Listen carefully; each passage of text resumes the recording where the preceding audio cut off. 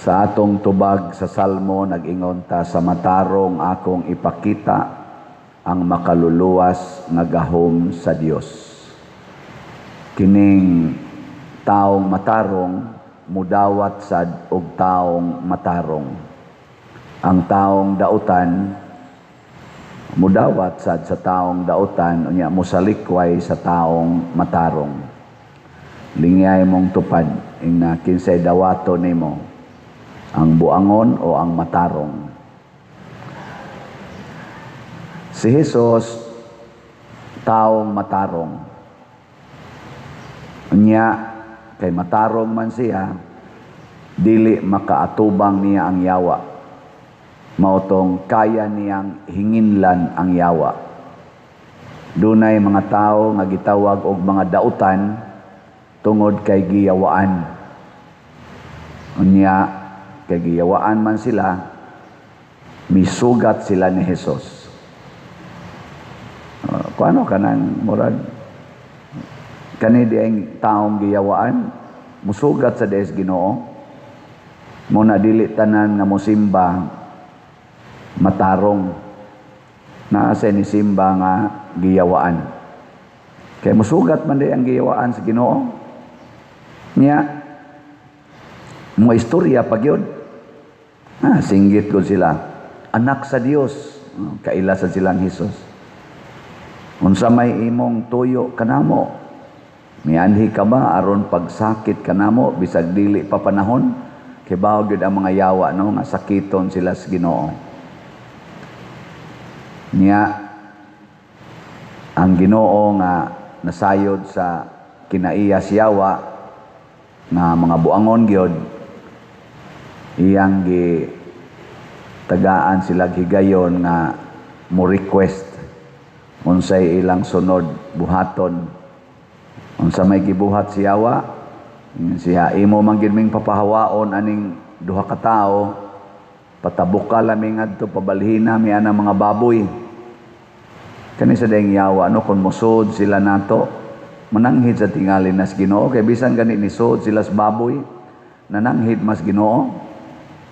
Nya gitugutan sa Ginoo, isa sige, panulod mo dito. Nya ni sud dayon ang yawa og ilang gi dala ang mga baboy nga tumuambak sa linaw og namatay. Mga baboy. Nahibaw na ba si Jesus nga mao toy mahitabo sa mga baboy? Nahibaw na siya. Nganong iya mang gitugot nga mamatay ang baboy aron maluwas ang duha ka mga giyawaan nga tao. Importante kay sa Ginoo ang tao kaysa hayop. Importante kay sa Ginoo ang tao kaysa butang niining kalibutan. Lingian sa imong tupad, ingnahay may importante nimo, ang tao o ang imong balay. Na, usahay ra ba kasab-an nimo ang tao tungod sa imong balay, labi nag maghugaw-hugaw, hapak yun. Ana, dako jud value ang tao kaysa butang o sa hayop. Diri sa unang pagbasa, ang mga taong nahigugmas mga gitawag ang mga Diyos-Diyos, nahigugmas kwarta, nahigugmas ilang mga bahandi o ilang mga kabtangan, gikasilagan sa Ginoo. Unang diri niingon gyud ang Ginoo diri nga paningkamot kamo pagbuhat og matarong dili sa dautan aron mabuhi kamo. Yan ingon pa yung Ginoo, gidumtan ko ang inyong mga pista. Hapit na ba itong pista da? Piligro ka ini. Gidumtan ko ang inyong mga pista. Nganong gidumtan mas Ginoo ang mga pista? Kaya usahay manggudsan, magpista ta, santos atong gipistahan, pero ang kalihukan may pagkayawanon. Sama anang magkalingawan o niya ang kalingawan kanang hapit na lang maghubo ng kuntis-kuntiso na mga gwapa-gwapa niya suluban anang naanggagmay na lang igtabon. Nambot na lipay bakang Ginoo na. Lipay wa Wasan mo ni apil ana mo pakpak ra ba sa mausahay. Hasta pare adto pas taliwa pa dir usa kas mga judges. Hasta nindota ra bag mga pinasuhan. Usahay sad kana san sa ito ka na kanang matso-matso. Matso gay. Nga laway sa kay mga aksyon. Awan lipay ang ginawa na. Pasigwa. Ngunang di siya malipay sa itong mga pista. Usahay ka ng tari. Lab tari. Tigbakay. Adto mga tao. Tari. Porti daghana. Way mo simba hapit. Pero dito sa tarian. Buot motor. Sige sugal. Lipay kang ginawa na. Pangutan-ala niya ang ginoo. Mauna, magbantay ta. Kay naatay mga kalihukan sa simbahan nga di nakahimot as ginoo. Wala na ko kahimot ang inyong mga pangilin. Sa dihang dadaan ako ninyo halad, aron sunogon, og mga halad na pagkaon, dili ko kinidawaton. Musta kaning atong halad dinhi kanang kolekta gidawat baka nas Ginoo no?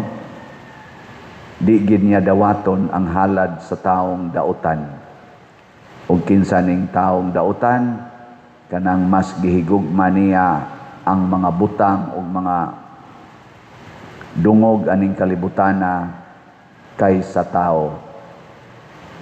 Ikaduha, diri sa atong ebanghelyo, si Jesus gisalikway sa mga tao. Giingnan siya sa mga tao katong tag-iya siguro nis baboy or nakaibaw ni sila nga porting daghanang patayng baboy kay naay Jesus nga ni abog-abog sa mga yawa. Ang mga tao nahadlok ug niingon sila ni Jesus nangamuyo sila nga mobiya siya sa ilang kayutaan. Ako ani ug ako'y mo analyze ani murag human ang mga yawa ba nisod ngadto sa baboy, murag pagkamatay sa baboy nitabok ang yawa sa mga tag-iyas baboy. Nya ang mga tag-iyas baboy maunay ni hingilin ni Jesus. Di man kahingilin ang yawa ni Jesus. Ang mga tao maoy ni hingilin ni Jesus. Perting luoya. Nganong nihingilin sila ni Jesus? Nahadlok sila. Nadaghan pa niyang mamatay nga mga baboy. Kamo, unsa may inyong palabihon nga mamatay ang inyong mga baboy o ang inyong mga iro, inyong mga iring, inyong mga kaning hiniktan, unya mabuhi ang inyong silingan, hay may inyong palabihon ana. Nanglitan inyong silingan nangawat sa inyong hiniktan o nangawat sa inyong baboy nga nasakpan nimo unsa man, imong ipapriso ang kawatan o imong ihatag ang baboy magikawat. Usahay ra ba kulatahon maayo kulatahon ana ningon ra bas Kristo kun dunay mukawat sa inyong butang ayaw na kinigbawia. Hasta ninduta ng pagkasultiha nganuman importante lagi ang tao kaysa butang. Hasta gani ang atong kaugalingon, di naman gani himuong importante ni Jesus basta ang imo ng silingan ang nanginahanglan. Mo nang niingon siya, kung tamparuson imong pikas aping, ipatamparos lang sang pikas. Ayaw yung baos. Nya kung ang imong silingan manghulam nimo, ayaw na pangayo og bayad. Pagkanindota na. Una-huna ako no ninyo og makaya ba na? Makaya dili. Kanang ningong lisod, gisudla na siyawa.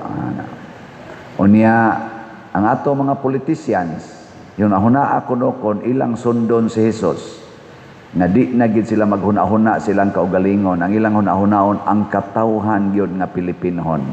Di na sila maghuna-huna sa ilang future, ang ilang salapi, ang ilang mga balay, ang ilang mga mansions, ilang mga sakyanan, ila na nang ipamaligya.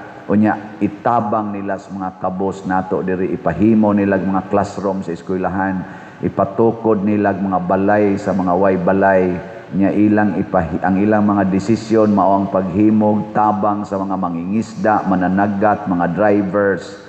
Nya maghimo sila mga infrastructures, mga buildings para sa business establishments, mga factories para ang atong mga unemployed nga mga kauban din his nasod nga nag-standby in town karon ma-employ sila. Una-una ako noon sa mahitabo tong nasod. Nindot o bati? Igo na lang tingitang mudamgo sa pagkakaron.